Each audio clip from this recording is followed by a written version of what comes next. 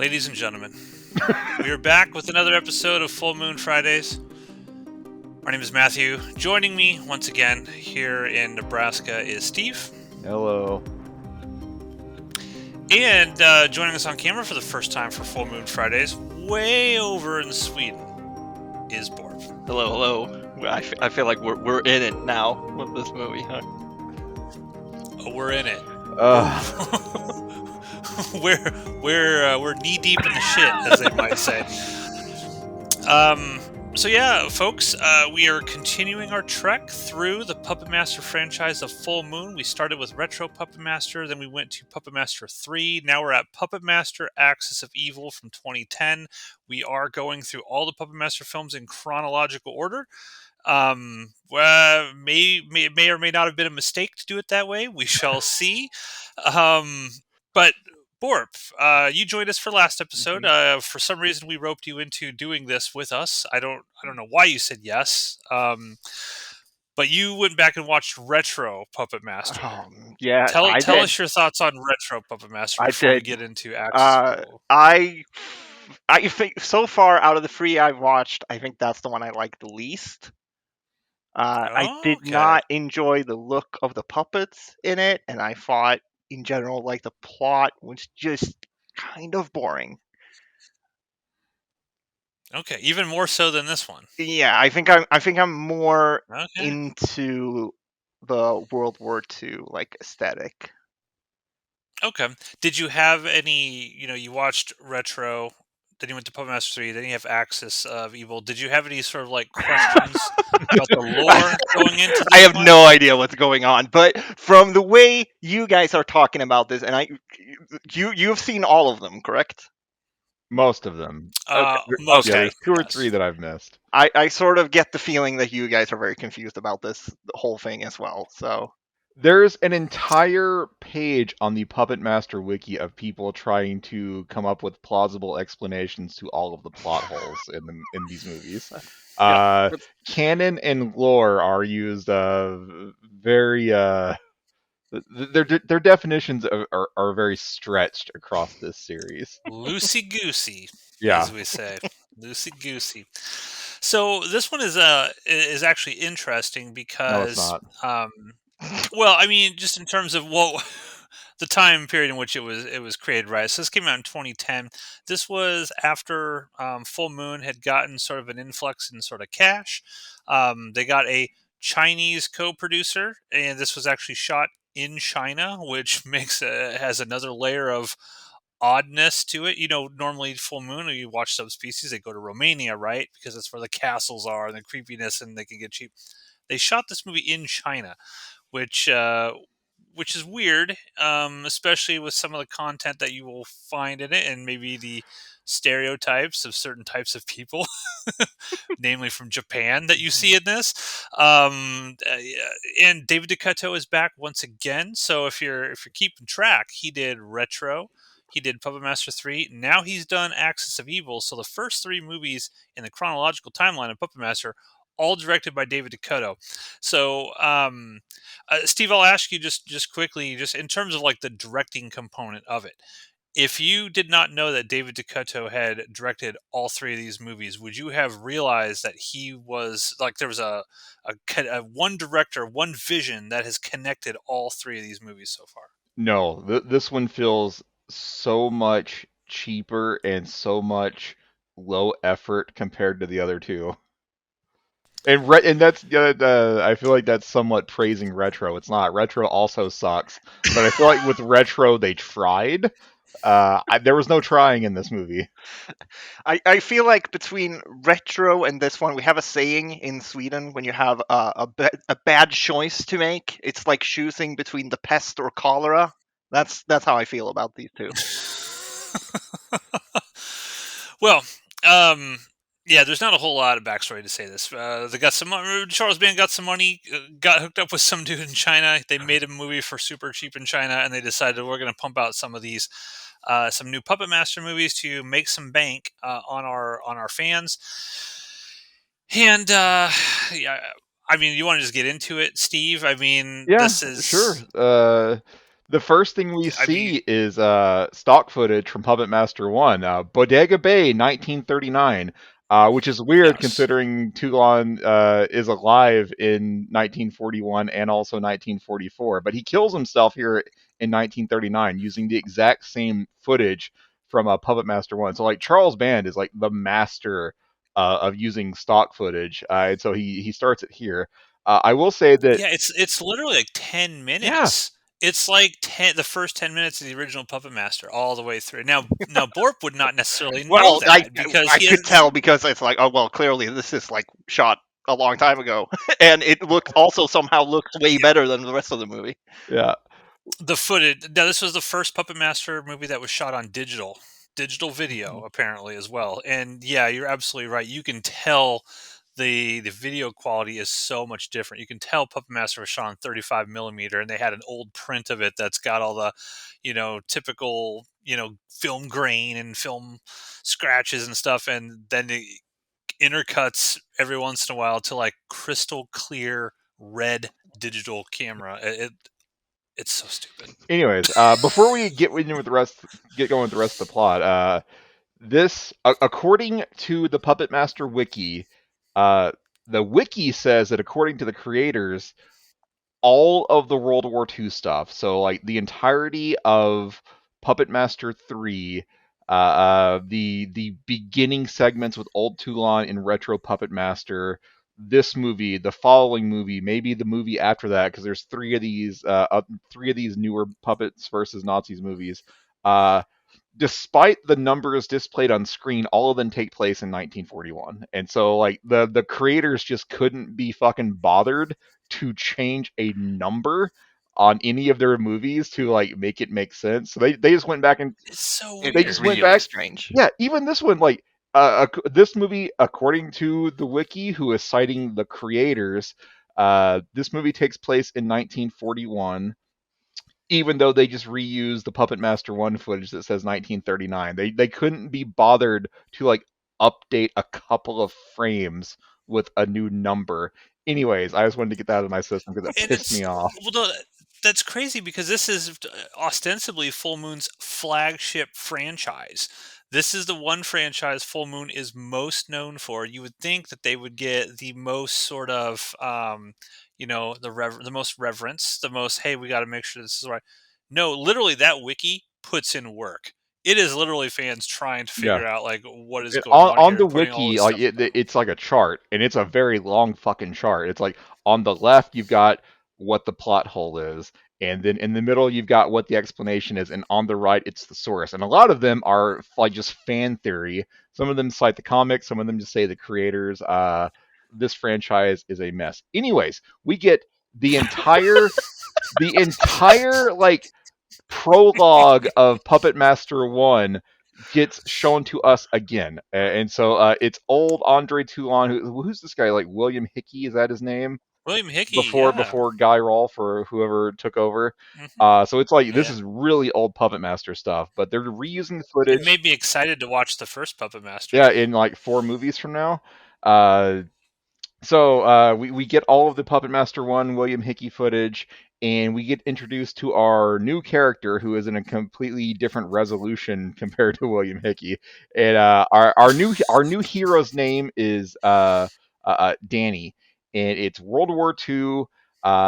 Danny had polio as a kid, and so he came away with a bum leg. He has a limp, and the limp keeps him from going overseas and fighting the Nazis, and he's very upset by this. He's like got this like really romanticized idea of going and fighting in the war. He wishes, Everyone likes to kill yeah, Nazis, everyone likes to Steve. kill Like Nazis. everyone wants to. Um, he really, really, really wants to go and fight in World War II, but he cannot because he cannot pass like the required medical exam.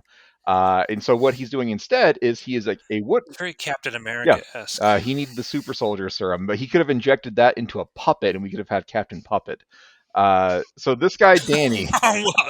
We got a movie idea to pitch to Charles Van right now. Cut that out. Captain So Danny is a woodworker. He is at the Bodega Bay Inn and he is building wooden chairs. And he's in the basement talking to his uncle. And he's like, "Oh yeah, that cool guy Toulon. He's upstairs talking about all the Nazis he killed. I've seen his puppets. His his puppets are moving without strings. Like apparently the puppets just operating out in the open because Danny saw them like moving around. He's like, I'm gonna go chat with Toulon later and trying to pick his brain about these puppets. And then we go back to the grainy 35 mil footage and William Hickey kills himself.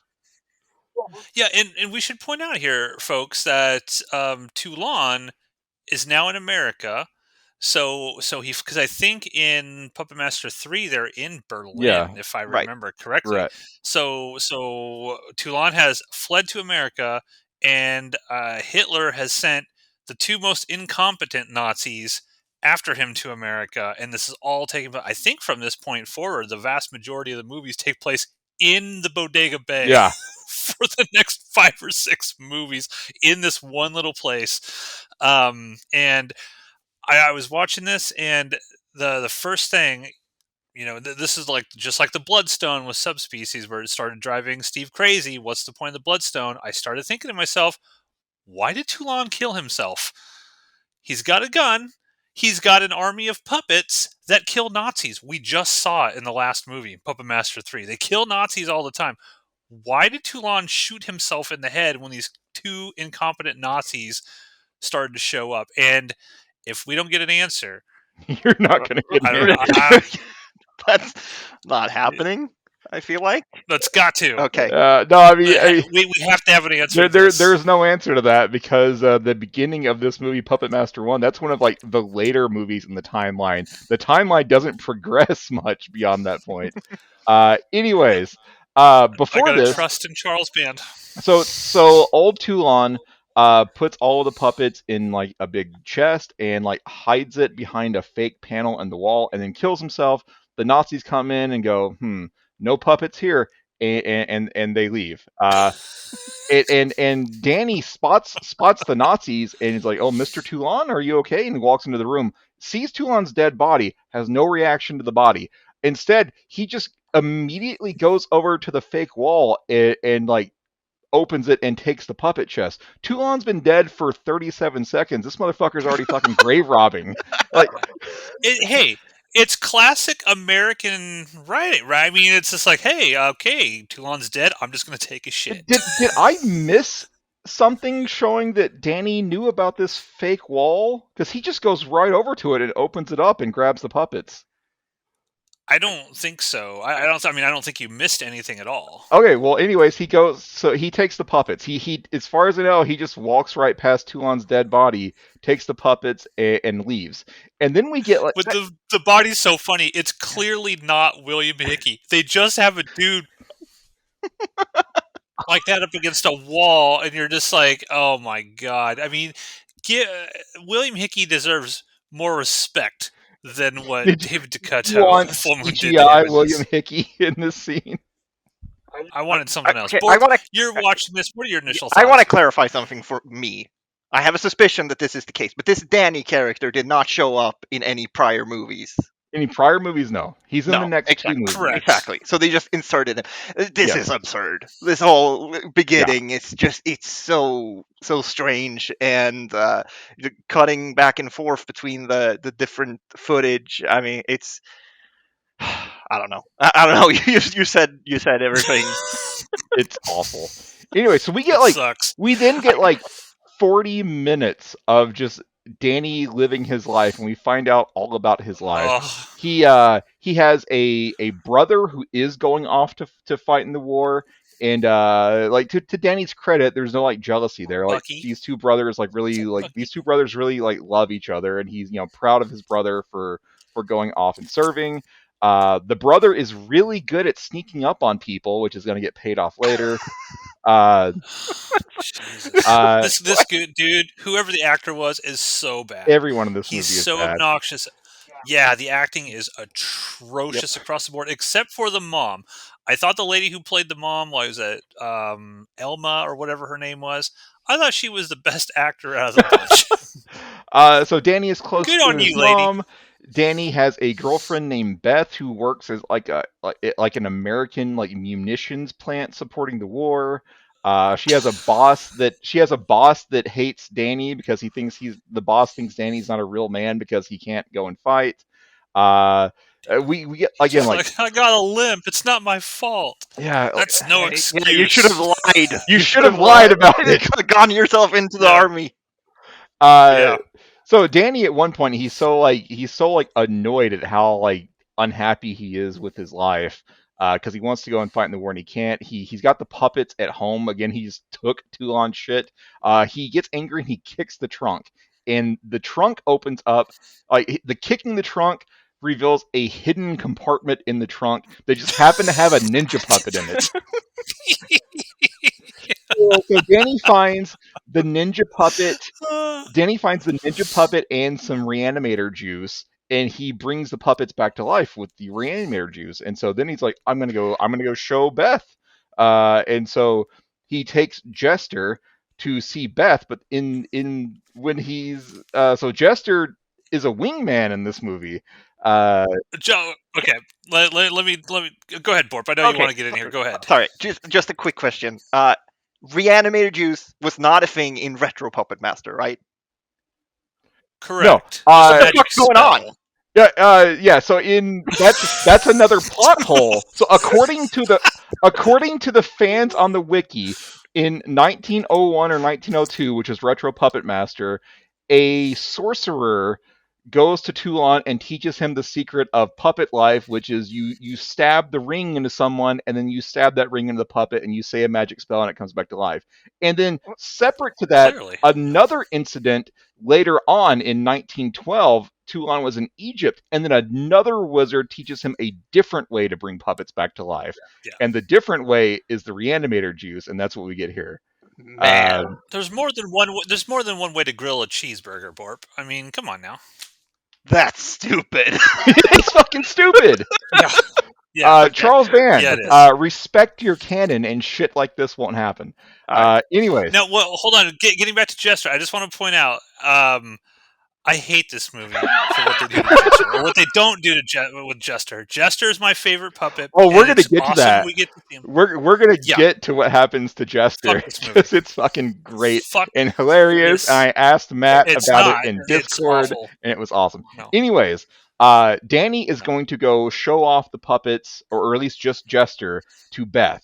And when he gets there, he sees a guy named Ben chatting up Beth, and it turns out that Ben's not his real name. I don't know what his real name is. He is one of the Nazis that killed Toulon, and so Danny's like, "Oh, hey, I know that guy. He's a Nazi. I'm going to follow him." Uh, and so He's like GQ Nazi. Mhm. He doesn't even like he. This guy is a terrible actor. Like real bad.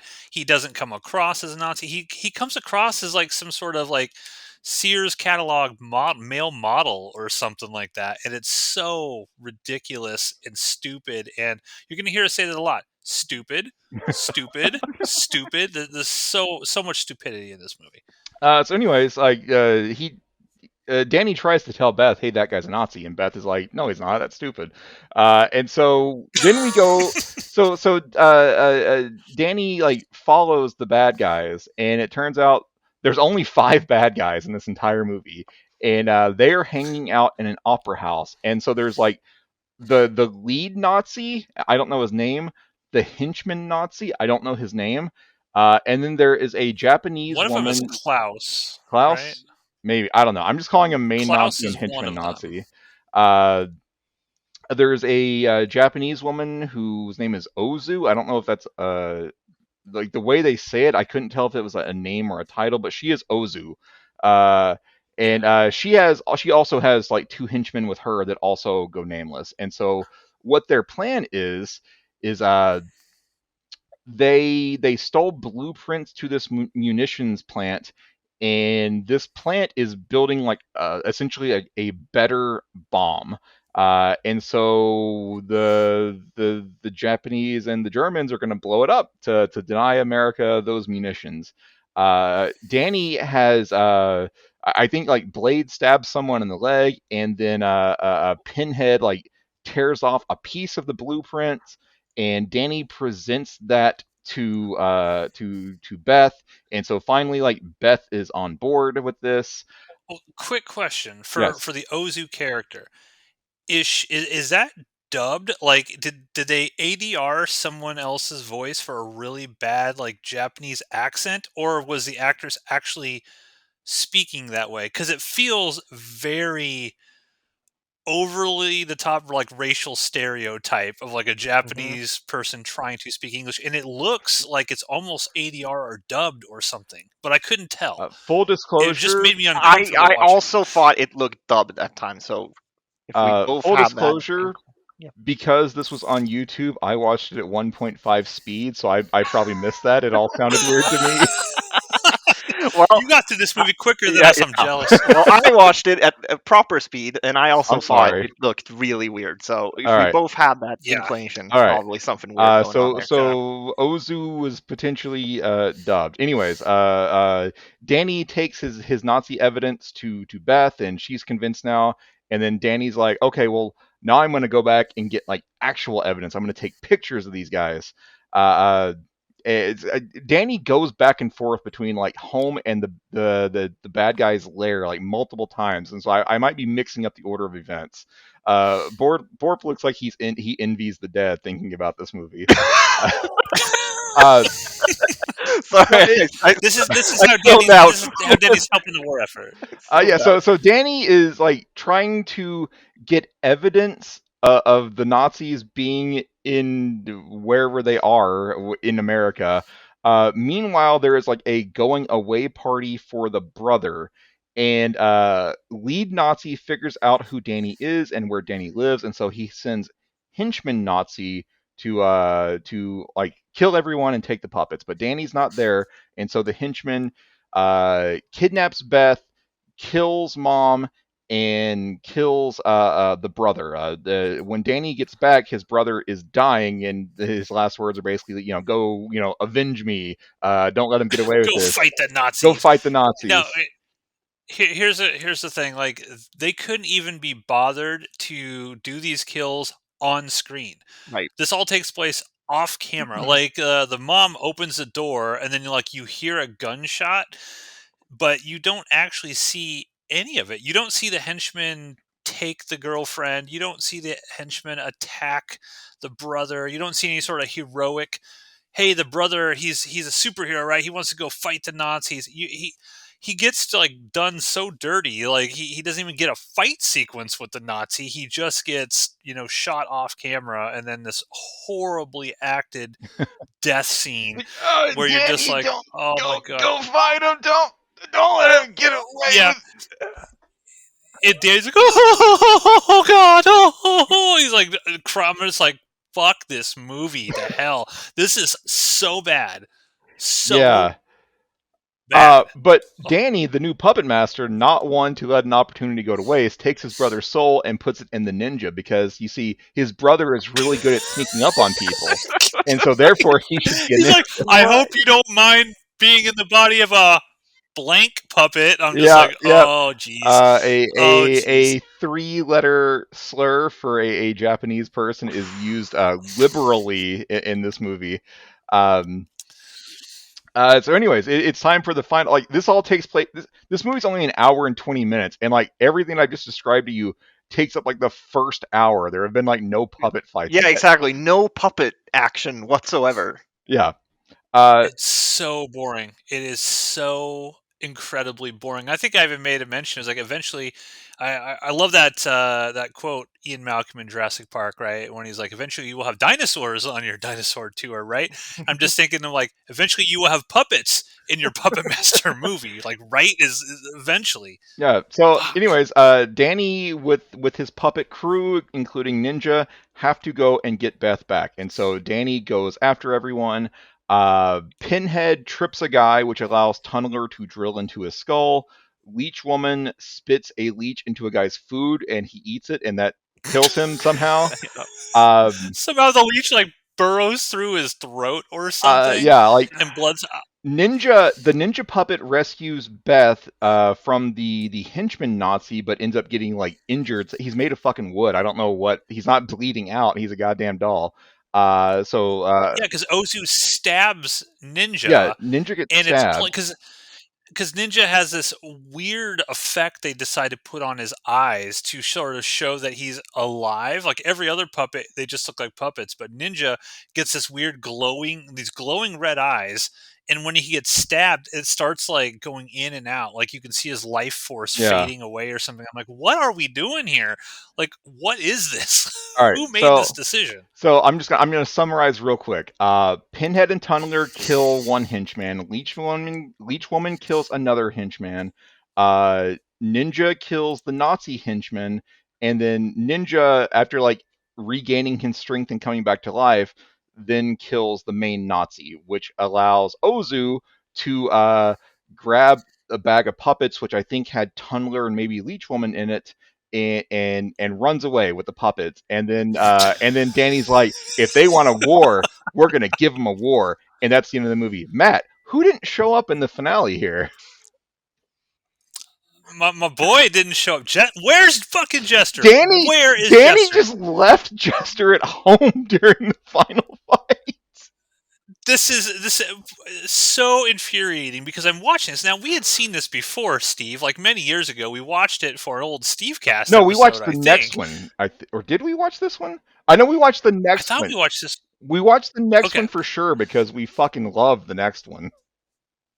okay. Regardless, I know I've seen this one in the Yeah. past, but I could not remember like what Jester did in it. And of course, I'm always Jester's like in every single Puppet Master movie. He's like him and Blade are like the two consistent puppets that go all the way through. And I'm like, where is Jester? Gone. Poof. I assume he just masterminded the entire Yeah. plan or something, or he's pulling the strings from behind the scenes. We never see Jester. I was so pissed off. So pissed off. Oh, this I'm movie. trying to think like in the next movie when Danny goes home, isn't Jester just sitting there like he was just left I think behind? he's just sitting on a dresser. Like they just leave him sitting on a dresser. This Ugh. movie is so And I bad. think he's yeah. Well, Borp. Did Steve miss anything? Because I mean, I think that's the shortest plot Yeah. synopsis I've ever heard Steve give. But there's really nothing else to it. I mean, it's so nothing. There's Yeah, nothing here. there's really not a lot to it. The first hour has a lot of like meandering to it. Like it's a lot of him like suspecting that these people are Nazis, and he's like going back and forth talking with his girlfriend, and then he goes back to the Nazi hideout and like looking through a window, and I mean it's a whole lot of nothing. Yeah, like they spend so much time like I Yeah. think they tried to make you care about his family because he gets extended scenes of him and his brother just hanging out. But then it's like he goes to the Nazi base to just see what they're up to, and then he goes home. And then he goes to the same Nazi base to take pictures, and then he goes home.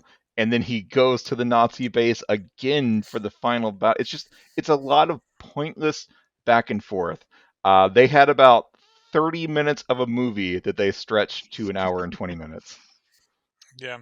And I think that, if I compare this to retro Puppet Master, because obviously Puppet Master 3 was that was made and produced at the height of Full Moon's powers, and Paramount was dropping tons of money in them and they could go, on location to Universal Studios backlot and film all that stuff. And they could get big name people in here. This looks so when you watch these sort of back to back like this in chronological order, one of the big problems is you see how cheap Full Moon became. So this was shot in 2010. It was about 21 years after, or about 20 years after Puppet Master 3 was put out, and you could just see the drop off in production value so starkly that it makes you wonder, like, why would you even do this if it was just for a cash grab? I mean, that's the only reason they could have possibly no one could have thought this was a good idea. right? I Right. mean, the whole premise of this movie, like Borb said, it's absurd, it's ridiculous, and it's kind of like a slap in the face to the original Puppet Master film, in my opinion. I think it's like that's one of those things where we joke about it and we can laugh at the movie, but it's also like kind of sad. It's sad that like fans are like putting together a wiki and like caring a lot more about the franchise than the actual people making the movies do. Fans shouldn't Yeah, have that's to a do great that. point. Fans, if you're listening, it's not your responsibility to fix the story. It's the creator's responsibility to fix the story. But the question is, did the fans fix the story in a way that's better than what the filmmakers did? They tried harder than the filmmakers did. I can say that. I don't know if there's any fixing this. I hate this movie. I God, this movie sucks Yeah. so bad. Like Retro Puppet Master is not good, but they tried. The fucking clip show movie that we're gonna get to in a couple weeks, where it's like 5 minutes of new footage and then clips, like an insulting movie. Like I accept that for what it is, which is just a cash grab. I assumed that Charles Band had like rent and utilities both come due on the same day, and he had to slap something together real fast. This is the first movie where I feel like they didn't even try. Like this movie is just like going through the paces to hit that sweet 75-minute feature length mark, and then it moves and then it's done. That its only accomplishment was to be long enough to be considered a movie. uh Fuck this movie. I hate Yeah, it. I I agree. I mean, I hate this movie. This has to be right up there with the worst Puppet Master movies of the franchise. What I will say, like, to try to not be completely negative and at least, say, well, I like the idea that they tried to create a new puppet.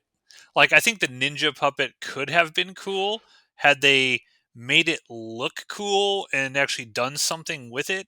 It makes no sense how the ninja puppet dies. They only killed the ninja puppet because it can't be in subsequent movies. It could Essentially, no I mean, you can't just it have could have this. been in the next two, because Well, it's true. the Yeah, next two take place like the next day after the events of this movie.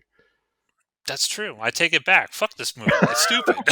I'm trying to give some sort of positivity to it, and yeah, that doesn't Well, even make any sense because I'm thinking of fast forward. But go ahead, no, Jake. I could kind of laugh at this movie while watching it in a way that I had kind of fun with it at times, but it wasn't like I didn't laugh at.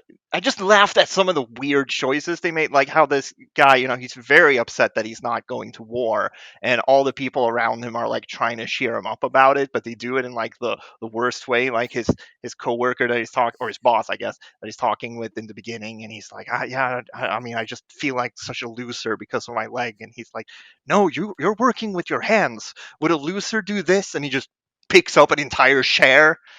I don't know. That made me laugh a lot. It's like, you're It's here like doing woodworking. Yeah. don't be Some of the sad, dialogue Danny. is, Don't be sad, Danny. While everyone else is out there serving their country, you can be here playing with dolls. That's just as good. yeah. And the other weird thing about this movie is, again, they never show Danny having any interaction with Toulon beforehand. He just kind of mentions to his dad, or whoever that, I assume that guy was his dad, or whoever that guy is he's talking to, is like, yeah, there's just a dude. I've seen the puppets alive. How does Danny even know how to bring the puppets back to life? Does he make the leap in logic? Look at this weird glowing reagent from Reanimator. I've seen the movie. Let me just squirt it in there. And it's Yeah, so no, funny he if you does. see He them that literally shot. he makes that leave.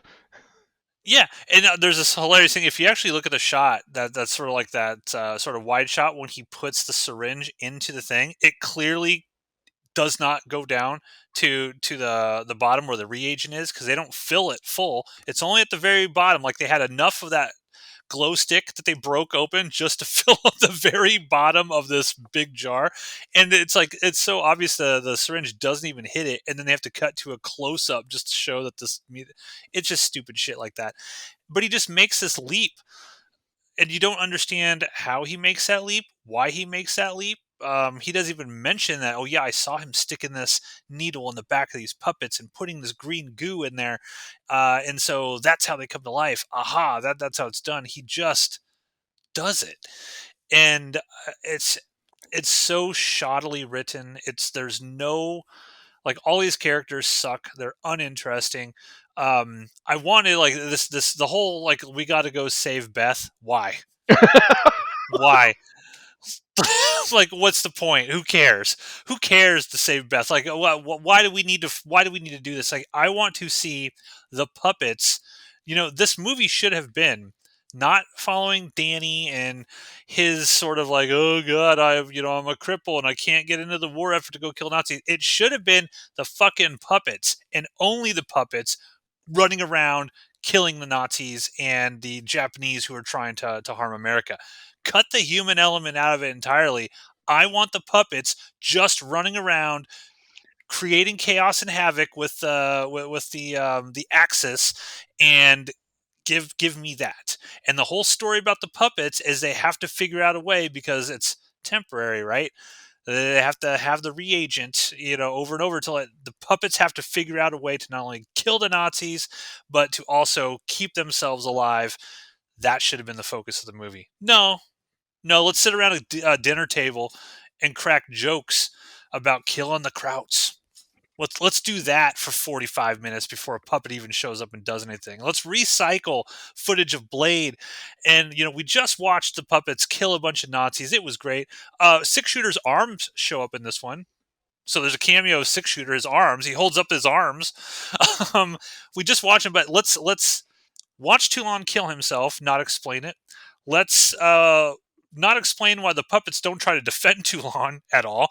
They just let these Nazis come in and kill him. And oh, by the way, let's fucking sideline Jester, the greatest puppet that there is. Let's fucking sideline him and hope that Matthew doesn't notice as he's watching this movie. Let's hope that he doesn't see Okay, what they've sorry, so done to let's the greatest puppet. okay, so like Blade has like a blade arm and a hook.